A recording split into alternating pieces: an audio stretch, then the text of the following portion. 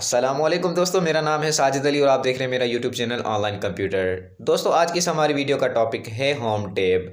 दोस्तों, home tab क्या है? इससे पहले मैंने एक वीडियो बनाई थी जिसमें एनाटॉमी ऑफ एमएस वर्ड बताया था। अगर आपने वो मेरी वीडियो नहीं देखी तो उसका लिंक भी आपको डिस्क्रिप्शन में मिल जाएगा। आप मेरी वो वीडियो भी वहाँ से देख सकते हैं। दोस्तों, वीडियो शुरू करने से पहले एक आपसे छोटी सी गुजारिश है, अगर आप मेरे चैनल पर नए हैं तो मेरे चैनल को लाइक करें, सब्सक्राइब करें और शेयर करना ना भूलें। तो चलते हैं अपने सिस्टम के स्क्रीन की तरफ। तो मैंने एमएस वर्ड को ओपन कर लिया है और यहाँ पर आपको कुछ टेक्स्ट दिखाई दे रहा है। तो दोस्तों, होम टैब की बात करते हैं तो इसमें सबसे पहला ग्रुप होता है क्लिपबोर्ड का ग्रुप, जिसमें 4 चीज़ें हैं डिस्कस करने वाली। दोस्तों, सबसे पहले आपको मैं कॉपी के बारे में बता देता हूँ। दोस्तों, एक चीज़ की डुप्लीकेट बनाना उसको कॉपी कहते हैं। सिंपल मैं इसको यहाँ से सिलेक्ट कर लेता हूँ और यहाँ पर जाकर कॉपी के ऑप्शन पर ओके कर देता हूँ।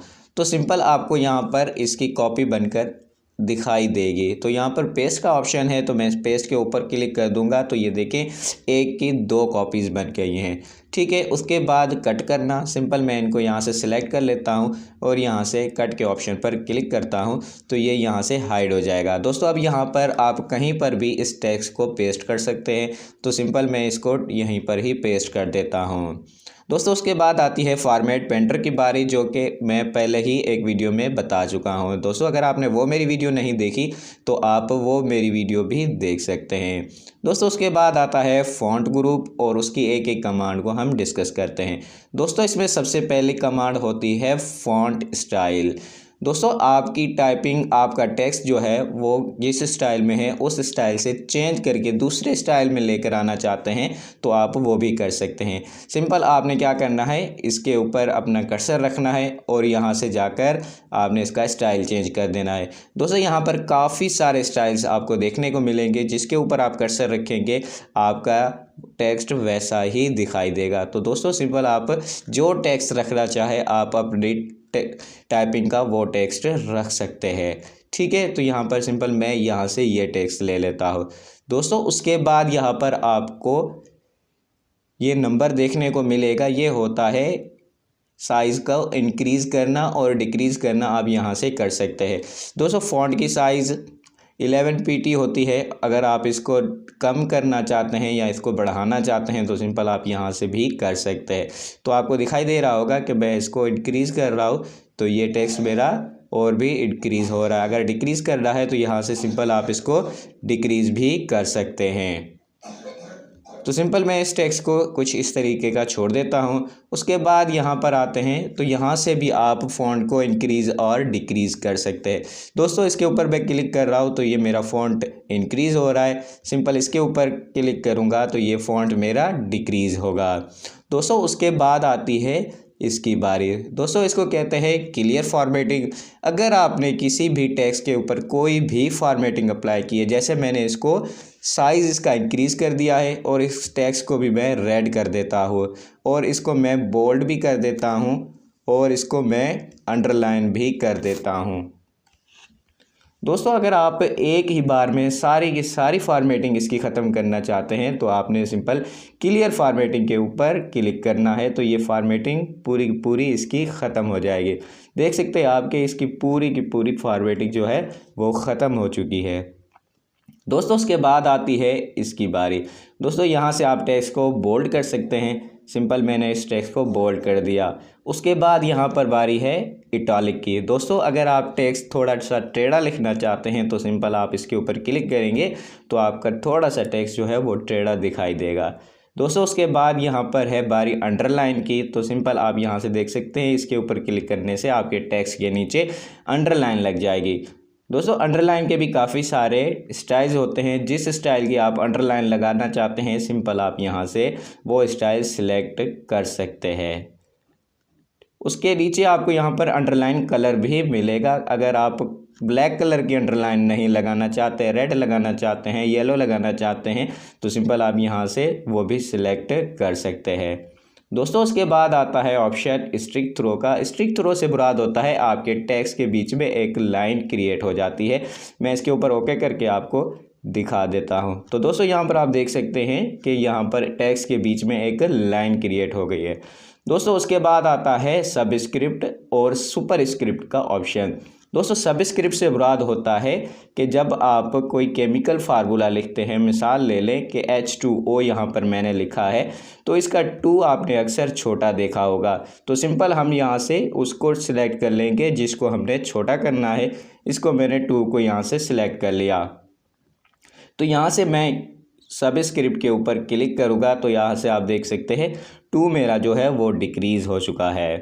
दोस्तों उसके बाद यहाँ पर आती है सुपर स्क्रिप्ट की बारी। सुपर स्क्रिप्ट क्या होता है, आपने हमेशा देखा होगा कि जब फर्स्ट लिखा होता है तो 1 के ऊपर ST लिखा होता है। तो दोस्तों सिंपल हम ST को सिलेक्ट कर लेते हैं और यहाँ से सुपर स्क्रिप्ट के ऊपर क्लिक कर देते हैं। तो सिंपल आप यहाँ पर देख सकते हैं कि ST जो है वो 1 के ऊपर नज़र आ रहा है। दोस्तों उसके बाद ऑप्शन है चेंज केस का। दोस्तों यहाँ पर मैंने कुछ टेक्स्ट लिखा है और चेंज केस क्या होता है मैं आपको समझा देता हूँ। दोस्तों जब भी हम लिखते हैं तो डिफ़ॉल्ट में सेंटेंस केस हमारा शो होता है कि पहला वर्ड जो होता है सेंटेंस का वो बड़ा होता है, बाकी सारा टेक्स्ट जो आपका होगा वो छोटा दिखाई देगा, आपको छोटा ही लिखा जाता है। तो सिंपल आप यहाँ पर ऑन देख सकते हैं, यहाँ पर पहला वर्ड ऑन लिखा हुआ है जिसका ओ बड़ा है, बाकी यहाँ पर आपको पूरे के पूरे सेंटेंस पूरे पैराग्राफ का कोई वर्ड बड़ा नहीं दिखाई देगा। इसको कहते हैं सेंटेंस केस। ऐसे ही टाइपिंग के काफ़ी सारे जो है वो होते हैं केसेस होते हैं, 1 बाय 1 हम यहाँ से एक एक केस को डिस्कस करते हैं।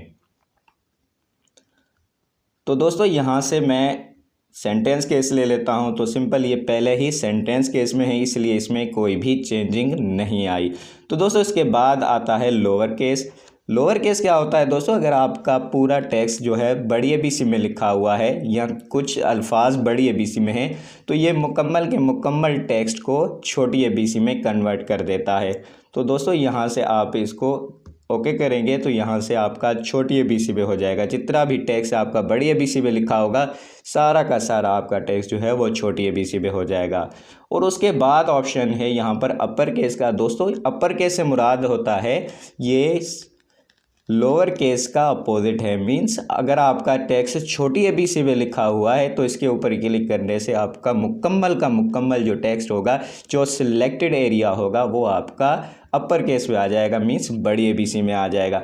जैसे मैं यहाँ पर ओके किया तो यहाँ पर जो सिलेक्ट था तो वो बड़ी ABC में हो गया। सिंपल आपको मैं ये मुकम्मल पैराग्राफ सिलेक्ट करके दिखाता हूँ और इसको हम अपर केस में करते हैं।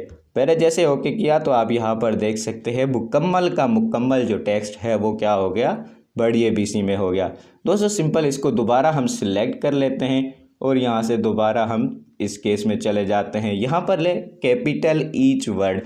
दोस्तों कैपिटल ईच वर्ड से मुराद होता है हर एक वर्ड जो होगा उसका पहला जो लेटर होगा वो कैपिटल होगा।